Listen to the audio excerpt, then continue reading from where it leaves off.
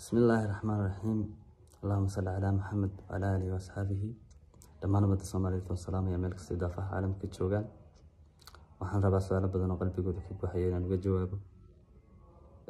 Maalmahanba waxa dhex socda baraha bulshada ama ummadda dhexdeeda fariimo ama ereyo ay kooxo sharwadayaal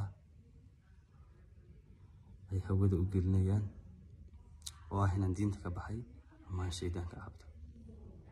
Ilaahay baa ka magan galnay. waxaan rabaa inaan caddeeyo inaan ahay qof islaama oo Ilaahay iyo nabigiisa Muhammad bajal. Allahumma salli wa sallim alayhi. Ashhadu an la ilaha illa huwa wa ashhadu anna Muhammadan abduhu wa rasuluhu. waxaan rabaa sidoo kale inaan ka jawaabo heesta iyo sawirka.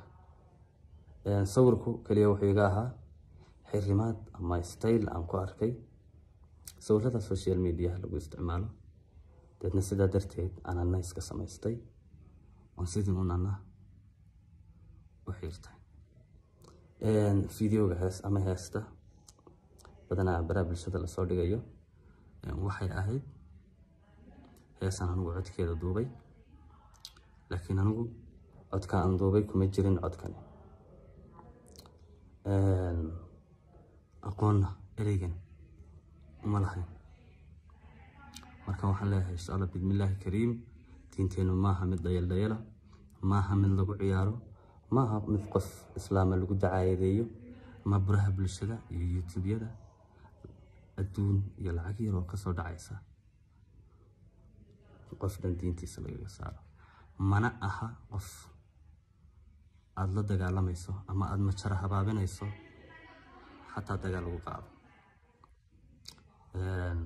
ودافعي هيركيسي ودافتي يعني وي سكيس انتي شخصية دي لغو ميريسانية وحيابها كله وحن ليهي يعني دين تلقو عيال. أشهد أن لا إله إلا الله وأشهد أن محمدا عبده ورسوله.